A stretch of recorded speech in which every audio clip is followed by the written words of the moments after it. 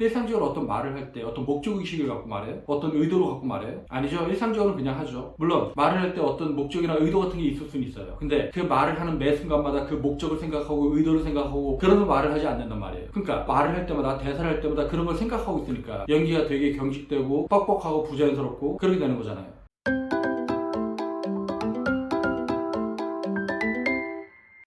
네, 안녕하십니까. 진정 배우를 꿈꾸는 사람들의 멘토 K-에티입니다. 오늘은 여러분과 함께 배우는 왜 대사 분석을 해야만 하는가에 대해서 살펴보는 시간들을 갖도록 하겠습니다. 제가 예전에 대사 분석, 대본 분석 뭐 이런 내용에 대해서 한번 다뤄본 적이 있었는데 오늘은 대사 분석하는 방법이나 대본 분석하는 방법이 아니라 가장 본질적인 거, 왜 배우는 대사 분석을 해야만 하는가에 대해서 살펴보는 시간들을 갖도록 하겠습니다. 우리가 대사 분석을 하는 건 작가가 대본에 어떤 인물을 그려놓을 때 우리는 작가가 써놓은 글을 통해서 그 인물을 파악해야 되잖아요. 그래서 대본에 써있는 지문이나 해설 그리고 대사를 통해서 우리가 그 인물에 대해서 파악하고 이 인물을 어떤 캐릭터로 형성할지를 우리가 이제 분석하고 구축하게 되는데, 근데 요즘은 대본을 분석하는 이유가 어떤 인물을 형성하는 데 필요한 요소들을 분석하는 데 사용되는 것이 아니라 그냥 대본 분석 자체에 목적을 두는 경우가 많이 있는 것 같아서 그런 오류들을 오늘 지적하고자 이렇게 영상을 제작하고 있습니다. 우리가 일상에서 말을 할 때 내가 누군지, 앞에 있는 사람이 누군지, 우리가 어떤 상황에서 왜 이런 말을 하는지, 어떤 맥락에서 이런 말을 하는지, 그리고 그 말을 할 때 그날 날씨는 어떤지, 계절은 어떤지, 비가 오는지 눈이 오는지, 아니면 추운지 더운지, 따뜻한지 시원한지 이런 걸 다 알고 하잖아요. 즉 우리가 일상에서 말을 하는 건 내가 굳이 어떤 상상을 하거나 그림을 그릴 필요 없이 내가 그냥 거기에서 하는 어떤 것들을 하기 때문에 그냥 내가 말을 하는 이유나 말을 하는 목적 이런 걸 다 알고 하게 됩니다. 근데 대본에 써있는 인물은 이게 내가 아니기 때문에 이 인물이 누군지, 누구랑 얘기를 하는지, 왜 이런 얘기를 하는지, 무엇을 위해서 하는지, 어떤 맥락에서 하는지, 어떤 상황에서 하는지 이런 것들을 우리가 알 수가 없어요. 근데 우리가 연기를 할 때 이런 것들에 대해서 구체적으로 분석하거나 파악하지 않고 연기를 하게 되면 하나의 살아있는 인물이 어떤 맥락 속에서 자연스럽게 살아있는 말을 하는 게 아니라 그냥 대사 자체가 따로 돌면서 파편화되는 경우들이 많이 있거든요.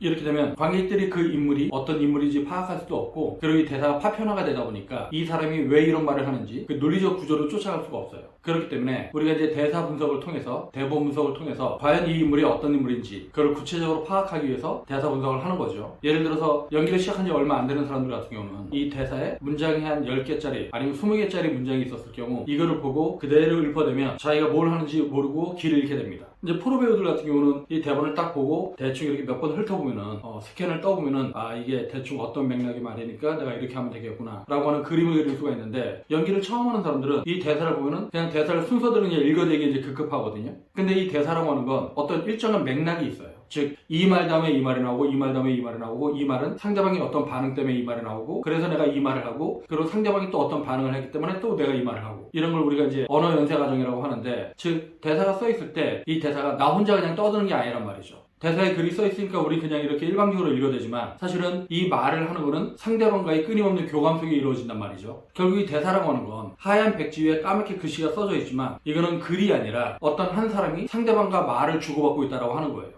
근데 연기를 시작한 지 얼마 안 되는 사람들 같은 경우는 이렇게 10개, 20개의 문장이 써 있으면 이게 어떤 맥락에서 누구한테 왜 이 말을 어떻게 하는지를 파악을 못하니까 그것들이라도 이제 파악을 하자고 우리가 대사 분석을 하는 겁니다. 즉 이 사람이 누군지, 누구한테 말을 하는지, 왜 말을 하는지, 어떤 내용의 말을 하는지, 어떤 맥락 속에서 어떤 상황 속에서 말을 하는지, 그러면 대충 어떻게가 나올 거 아니에요. 즉 누가 말을 하는지 이거는 이제 주체라고 할 수 있고요, 누구한테 말을 하는지 이건 대상이라고 할 수 있습니다. 그리고 어떤 내용의 말을 하는지 이거는 내용이라고 할 수 있죠. 그리고 왜 이 말을 하는지 이거는 말을 하는 이유에 대한 것이죠. 그리고 어떤 상황에서 어떤 맥락에서 이 말을 하는지 대충 이런 것들이 분석되고 나면 그러면 이 말을 어떻게 해야 된다, 즉 말투나 감정 이런 것들을 우리가 파악할 수 있다고 하는 거예요. 쉽게 말하면 이런 겁니다. 어떤 사람들이 둘이 싸우는 걸 우리가 영상으로 찍었어요. 영상으로 찍으면 두 사람이 어떤 관계인데 뭐 때문에 싸우는지, 그리고 어떻게 싸우는지, 왜 싸우는지 이런 걸 대충 파악할 수가 있죠. 즉 그 사람들이 이렇게 싸우는 언쟁들을 할 때 그 사람의 말투, 억양, 소리의 강도, 호흡의 변화, 억양의 변화, 말의 빠르기, 표정, 눈빛, 행동 이런 것들을 우리가 파악할 수가 있습니다. 영상으로 찍었으니까 이게 보이잖아요. 그래서 그렇게 싸운 사람들의 어떤 행동들을 보면 우리가 그걸 흉내를 내기가 쉽죠. 그렇게 싸울 때 어떤 특정한 표정이나 행동, 말투, 억양 이런 것들을 쓰니까 우리가 그걸 보면서 이 사람들이 지금 어떤 상황에서 이렇게 싸우니까 이런 식의 말투로 이런 행동을 하면서 이런저런 표정으로 싸우는구나, 그걸 보고 우리가 따라하기가 쉽습니다. 근데 이번엔 그걸 영상으로 찍은 게 아니라 녹음을 떴다고 한번 생각을 해볼게요. 녹음을 뜨면 이 사람들이 싸울 때 어디에서 포즈가 발생하고 억양 처리가 어떻게 되고 어미 처리가 어떻게 되고 소리의 강도는 어떻고 피치는 어떻고 음성의 톤은 어떻고 이런 것들을 우리가 파악할 수가 있죠. 즉 그들이 말을 하는 걸 통해서 어떤 행동들을 하는지 어떤 표정을 짓고 있는지 우리가 파악할 수가 없지만 그 사람들이 대충 어떤 말투로 어떤 억양으로 어느 정도의 소리의 강도로 싸우는지를 우리가 파악할 수가 있습니다. 이런 경우는 우리가 음성으로 따라할 수는 있죠. 근데 대사라고 하는 건 뭐냐면 그렇게 영상으로 찍는 것도 아니고 녹음으로 찍는 것도 아니고 작가가 상상한 어떤 이미지를 글로 적는 거예요.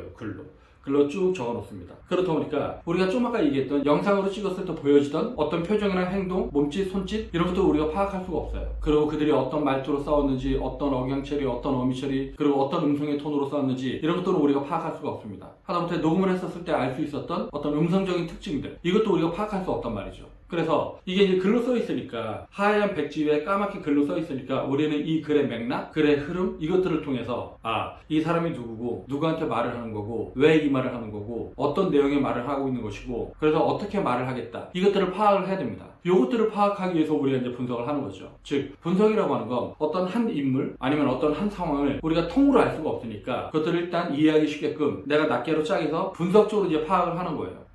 이 사람이 지금 첫 번째 문장은 이런 내용의 말을 하는구나. 그러고 나서 두 번째 문장은 이런 내용의 말을 하네.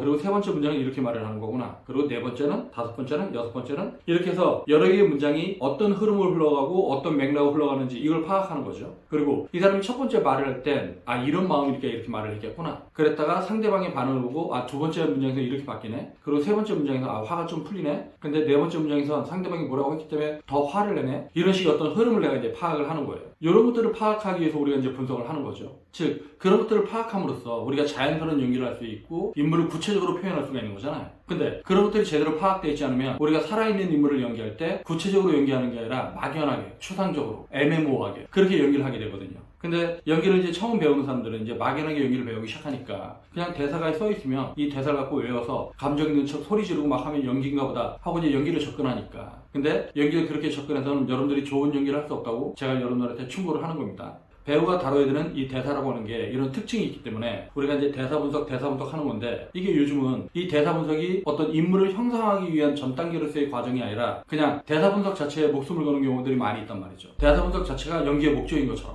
우리가 자연스러운 연기를 하고 좋은 연기를 하기 위해서 대사 분석을 하는 건 맞는데 대사 분석 자체에 목적이 있는 게 아니에요. 대사 분석이라고 하는 건 우리가 어떤 살아있는 인물을 만들기 위한 어떤 접근 방법 중에 하나죠. 즉 작가가 써놓은 글들을 우리가 분석을 통해서 작가가 이 글들을 왜 이렇게 썼고 왜 이런 말들을 하고 있었고 왜 이런 지문을 달았고 어떤 그림으로 이 인물을 그렸겠다. 그래서 둘의 관계가 어떻고 어떤 상황에서 그래서 이런 말들을 하는 거구나. 이것들을 우리가 논리적으로 일단 파악을 하는 겁니다. 그리고 이제 논리적으로 이걸 파악을 했었으면 그 분석적으로 나누는 것들 분석적으로 파악했던 것들을 다시 꿰매야죠. 꿰매서 조합을 해서 내가 하나의 살아있는 인물로 표현할 수 있도록 해야 됩니다. 그러니까 누군가가 영상으로 찍어놓은 어떤 인물이 말하는 걸 우리가 이렇게 보면 따라하기는 좋잖아요. 근데 대사는 그렇게 따라할 수 있는 대상이 없단 말이에요. 영상으로 찍어놓은 게 아니니까. 근데 작가가 써놓은 그 글들을 통해서 우리가 그림을 그릴 수 있어야 돼요.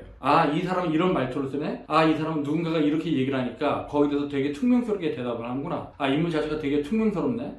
근데 또 이렇게 한편으로 어떤 사람들에 대해서 되게 친절한 구석도 있네? 즉, 작가가 써놓은 인물이 매사에 퉁명스러운 게 아니라 퉁명스러울 땐 퉁명스러운데 또 어떤 경우엔 굉장히 친절하고 매너 좋고 선한 측면이 있네? 이런 것들을 우리가 파악을 하는 거죠. 이런 것들을 우리가 이제 제대로 분석할 수 있는 능력이 없으면 우리가 어떤 인물을 연기할 때 얘는 퉁명스러운 놈, 얘는 나쁜 놈, 얘는 무조건 나쁜 놈이야. 그래서 처음부터 끝까지 내내 퉁명스럽고 나쁘게만 연기하려고 한단 말이죠. 근데 작가가 써놓은 그 인물은 매사에 퉁명스러운 게 아니라 어떤 특정한 순간에는 되게 상냥하고 친절한 부분들이 있는데 그런 부분들을 우리가 놓치게 되면 살아있는 인물을 형상할 수 없다라고 하는 거죠. 그래서 우리가 결국 이제 대사 분석을 한다고 하는 건 결국 좋은 연기를 하기 위해서 관객들이 납득할 만한 어떤 인물을 형상하기 위해서 자연스러운 연기를 하기 위해서 그러기 위해서 대사 분석을 하는 겁니다. 그래서 여러분들이 대사 분석하는 요령을 알고 방법을 알면 여러분들 그 늪에 빠져서 계속 허우적거리는 게 아니라 대사 분석하는 방법을 알았고 거기서 얻을 게 얻었으면 여러분들은 딱 빠져나와야 돼요. 그래서 대사 분석을 통해서 얻어진 어떤 구체적인 이미지를 가지고 여러분들이 그걸 갖고 어떻게 표현할 것인가 이 훈련들을 해야 된다고 하는 거죠. 그러니까 여러분들이 이제 대사 분석을 제대로 할 수 있게 되면 이 대사 분석한 걸 바탕으로 이 사람은 어떤 인물이니까 이런 음성의 톤을 쓰겠다.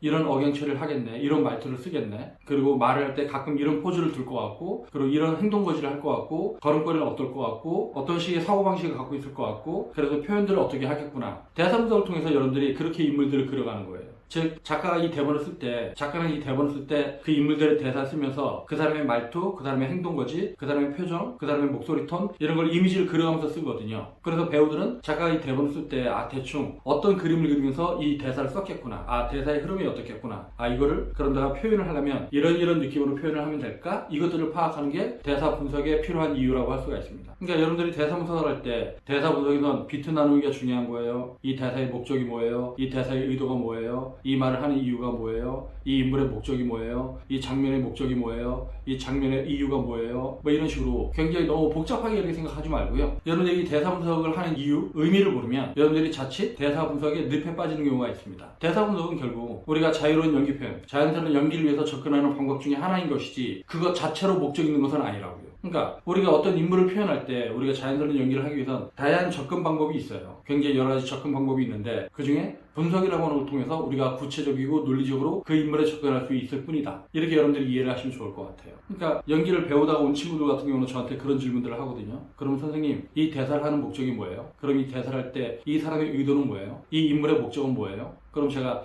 그런 거 생각하고 연기하지 마요. 그냥 해요. 그냥 이 말대로, 이 말맛대로만 해요. 그 흐름대로만 가면 될 것 같은데 그러면 그 사람은 근데 선생님, 이 대사를 할 때 어떤 목적이나 의도 없이 그런 거 생각하지 않고 연기하는 게 그게 말이 되나요? 라고 얘기를 한단 말이죠. 그럼 제가 그 친구한테 그 얘기를 합니다. 일상적으로 어떤 말을 할 때 어떤 목적의식을 갖고 말해요? 어떤 의도로 갖고 말해요? 아니죠. 일상적으로 그냥 하죠. 물론 말을 할 때 어떤 목적이나 의도 같은 게 있을 수는 있어요. 근데 그 말을 하는 매 순간마다 그 목적을 생각하고 의도를 생각하고 그런 말을 하지 않는단 말이에요. 그러니까 말을 할 때마다, 대사를 할 때마다 그런 걸 생각하고 있으니까 연기가 되게 경직되고 뻑뻑하고 부자연스럽고 그렇게 되는 거잖아요. 그러니까 우리가 대사의 목적이나 대사의 의도 이런 걸 파악하는 건 내가 자연스러운 말을 하기 위한 어떤 방법 중에 하나인데 오히려 말을 할 때마다 그 대사의 목적을 생각하고 의도를 생각하니까 연기가 부자연스러워지니까 그렇게 연기하면 되겠어요? 안 되겠어요? 네, 안 되겠죠? 네. 오늘은 여러분들한테 배우가 왜 대사 분석을 해야 되는가에 대해서 이제 살펴봤는데요. 간혹 보면 우리가 대사 분석을 하는 이유는 자연스러운 연기를 위해서, 인물을 구체적으로 형상화하기 위해서 이런 것들을 위해서 우리가 대사 분석을 하는 건데 연기를 잘못 배운 친구들 같은 경우는 자연스러운 연기 구목을 떠나서 그냥 대사 분석에 노예가 된 친구들이 많이 있는 것 같아서 여러분들 그런 식으로 연기에 접근하면 안 된다. 뭐 이런 내용들을 여러분들 알려주고 싶어서 이 영상을 제작했고요. 네, 그럼 오늘 동영상은 여기서 마치고요. 그럼 다음 동영상 볼 때까지 안녕.